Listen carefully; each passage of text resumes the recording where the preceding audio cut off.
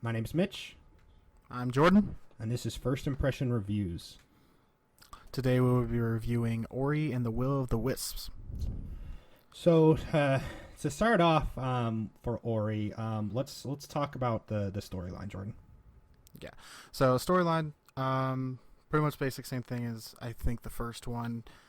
You are this happy family living in the forest or woods or whatever you call them, and you have a new addition to the family, which is a little owl from the previous game. Cool. I believe it's Ku.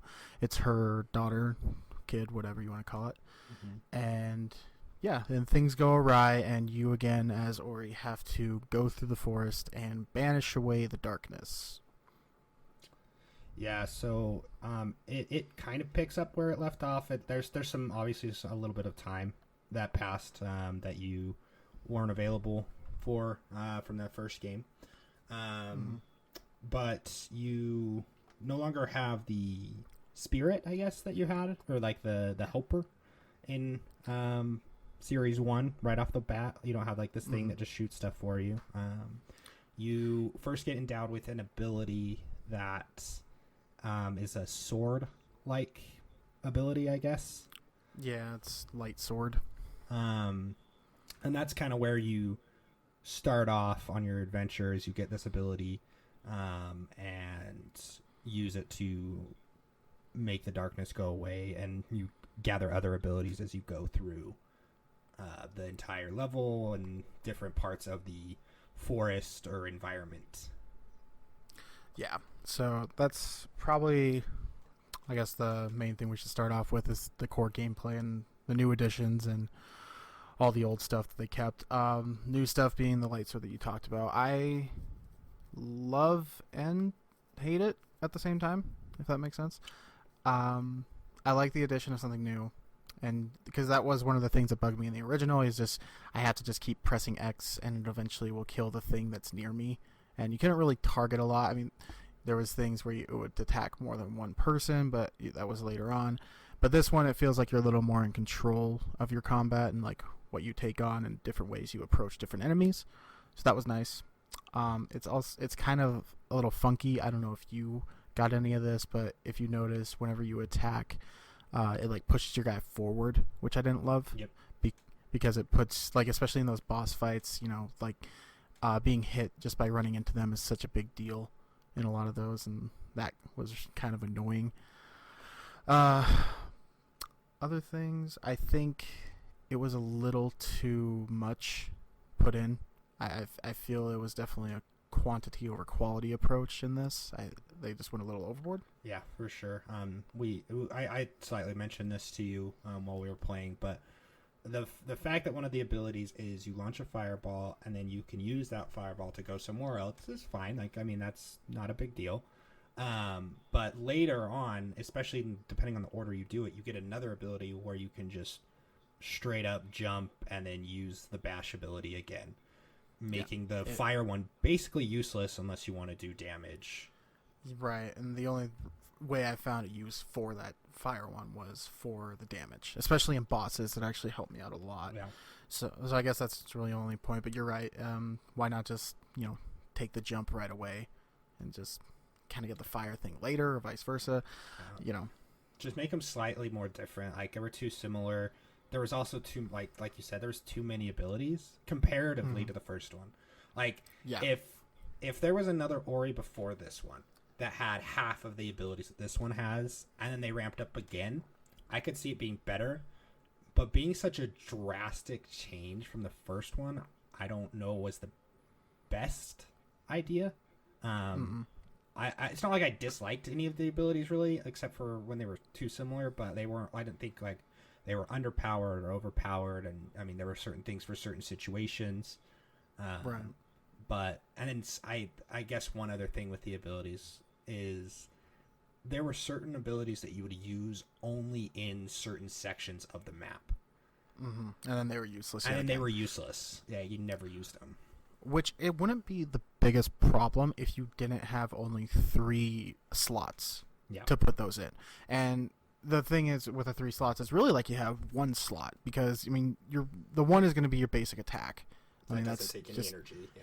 Right. So, and then your other support thing is like whatever you need to traverse whatever map, or part of the map you're on. Yeah, because you whether always it be have the, one.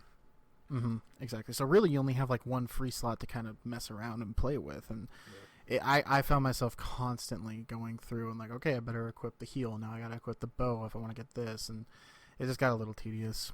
Yeah, sure. Also, with the passive, what do you call it? I don't want to call them abilities, but like traits, I guess, where the ones like Ori takes less damage, yeah, stuff like that. I don't mind necessarily that one was only 3 slots, but at the same time, if you're gonna give me something to upgrade, let me upgrade those. Yeah. So I just feel like this game had a lot of potential to really bloom past its predecessor, but it just kind of failed on those ends. I don't want to say it's a bad game because I did have a decent amount of fun playing it, but yeah. Yeah, I agree, and I mean, there, like, I don't think that this game was great compared to the first one. Like you said, I guess I was expecting more because of the because of what the first one was, and they're not the same.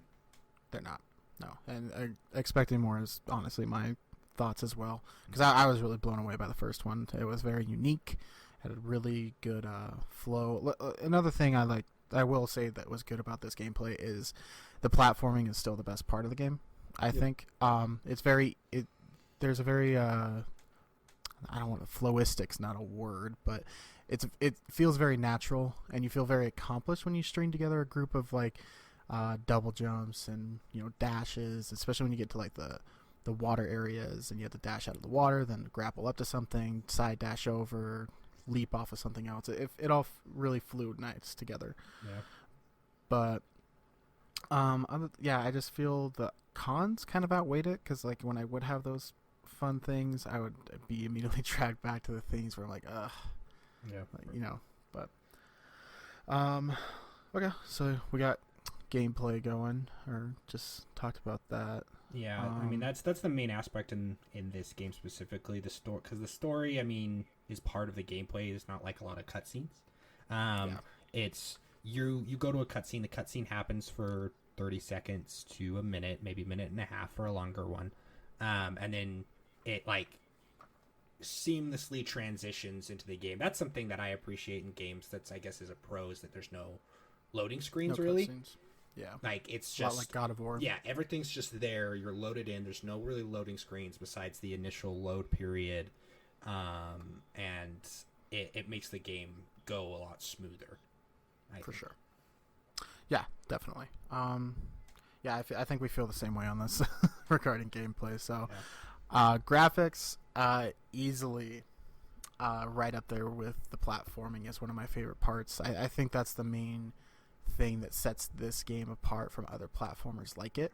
Yeah, they spend a lot of time on the artwork, and the design of the enemies and Ori and everything like that. So, yeah, and everything, you can tell everything's hand drawn, which is nice, and you can tell Microsoft was kind of a big budget handler on this, because I feel that was almost kind of shoved down our throats a little. It's how much it improved from the past one. Yeah, I think they did that because that's what everybody loved about the first one. Like it was this indie game that like was just absolutely gorgeous and stunning, and everybody loved the something that we're going to talk about, the score and the music. Like those were the two things that everyone talked about. Like the gameplay was good in the last one, it was fun, but the artwork and the music was just so impactful in the first game. Yeah, and they really did do nothing but improve, or at least keep up that same standard throughout the whole thing when it comes to gameplay, or graphics and soundtrack. So that was nice. I didn't love, like, they kept saying that this map was going to be much bigger and the game was going to be much bigger in general than the first. Maybe the map was a little bigger. I don't feel like the game was longer, because it was nice to get, it was nice to get like the fast travel points, which I think is the reason it wasn't longer. So that's good. But yeah, I think there was just too many also side missions. I didn't love any of the side missions. I didn't care about them at all. I agree. Yeah. It's just, I don't care about the Mokis. I don't care about the seeds that I needed to get. I literally collected the seeds and ore just to do it. I had no intention of ever using them. Yeah, for sure. I agree with the same thing with the side quests. It doesn't seem important to do. There's not a lot of if it's important to do, the game will force you to do it, and if it's not important, like you don't really have there's no guide. You just kind of have to figure out and talk to literally everything that you see that has the talk option to figure out what those side missions will give you. Right. One of the other things I caught, and I don't know if you caught this, they definitely took a page out of Hollow Knight's book in a lot of areas, and I kind of like, that's not the best thing to do. I've never played Hollow Knight, so okay. So for instance, like the map guy, right? Mm-hmm. That is 100% out of Hollow Knight, and which in Hollow Knight it's really good because you don't get a map, and that's your only salvage is finding that guy. So you're like, oh great, if I can, don't have to keep backtracking. But with this one, like it auto maps anyway, so it just seemed kind of forced in, along with a lot of the other side content, like we just said. And I mean, in comparison to the first game, you would find they were map fragments, if I remember correctly, and you just found them. You go exploring, and they were free. So now having to pay with the Spirit Light was a little bit detrimental. I mean, I had a ton of Spirit Light. I never all the time felt myself struggling, so it wasn't a big deal to buy the maps with that. But that is a change that they decided to make. Right, and I do want to say that I don't think either of us are the huge into platformers. Like they're definitely not my favorite types of games. So yeah, there's only certain ones that I play as well. Something that we should talk about, especially in regards to, since we don't play a lot of platformers, is how we played the game.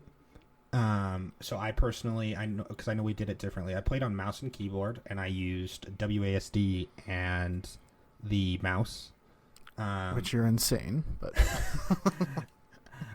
and I also just played on the normal difficulty. Yeah, hard was it was a pain in the ass, for lack of a better term. And so you played on controller and the hard difficulty, correct? Yeah, and that brings me into my next point. Sorry to cut you off, but no, you're good. The biggest thing I wanted to make about this is I think what they were trying to go for is making a challenge from the first game. I definitely feel like this second one was a lot harder. 100%. But not in the best way.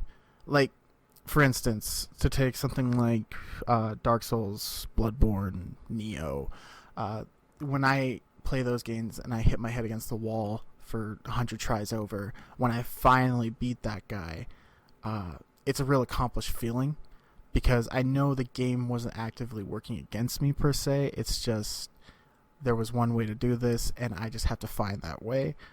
Whereas this one, it just felt like a little bit the game was working against you, especially with like the giant boss hitboxes was my biggest thing. Constantly getting hit by them just because they moved like an inch faster than I can move away from them. It bugged me. Yeah, we both have the same feeling on the bosses. They have the same kind of bosses as the first level too, where you just run away from the large monsters. And those ones were, I think, a little bit better. There's one that the sand worm, was awful. Was terrible in my opinion. Yeah. But I don't necessarily agree. But continue. I'll get it. The sand one was awful. I liked all the other ones where you had to run away, like even from the villain, which is the villain's terrible. Straight up, main villain is absolutely terrible. They had no idea what to put in, and they were just like, this random thing's the villain now, and for some reason it hates you. Like, I hated this villain story. It was awful. It was absolutely terrible. And then the rest of the bosses, there were a couple that were way too difficult, and like you said, it made it feel like you had to be frustrated because there was just a different thing happening and not consistent mechanics across each fight. Right. And I think a good comparison in regards to that due to the fact that they're both, I guess, technically, the comparison would be Cuphead, which I guess that's technically a run and gun, but there's also a lot of platforming aspects that are very similar, and Cuphead does it 100% better. Like, every time I beat a boss in Cuphead, I was like, oh my god, finally, I feel so great, fuck you, and then this one, I was like, I can't thank God enough that it's done. You beat a boss and you want to, like, take a break. Exactly. Instead of keep playing, you're like, nah, do not want to keep playing this. Right. And we're not developers by any stretch of the imagination. I'm sure that's very hard to capture that lightning in a bottle that those games have. Yeah. But this just, it just doesn't have it. But I guess that goes into replayability. I don't ever see myself playing this again. No. Again, we mentioned this in our Doom Eternal review as well. Story's definitely not compelling enough to want to play again. There's no other choices you can make. It's going to be the same thing. The only reason you're going to replay this game is if you are a 100%er and you want to finish all the side missions. You want to get all the seeds. You want to figure out that one where people are just giving you stuff and you have to figure out who needs the other thing. It's if you want to 100% the game, sure. But if you beat it once, it'll take you about, I think it took me 11 hours. Yeah, I think I got up to 15, if I'm not wrong. And again, that's the difficulty spike. Right. So, no, I would never replay this personally. Right. But if you're a 100%er, sure. Yeah. And the fact that we're just both not, like, platformers are not our favorite, that does go to say a lot. If you were someone who just absolutely loves platformers, maybe you have a little fun time again. But yeah, you're right. After doing this, I'm good. But okay, final thoughts. Solid. Second installment. No spoilers, but based on the ending, I'm not sure if we're gonna get another Ori game. I don't think so. I'm not sure what the studio's going to do next. If I'm not sure. But it wasn't a bad game. It was just frustrating at times. Like it wasn't a game that I was like always excited to play and be like feel accomplished by. So, right.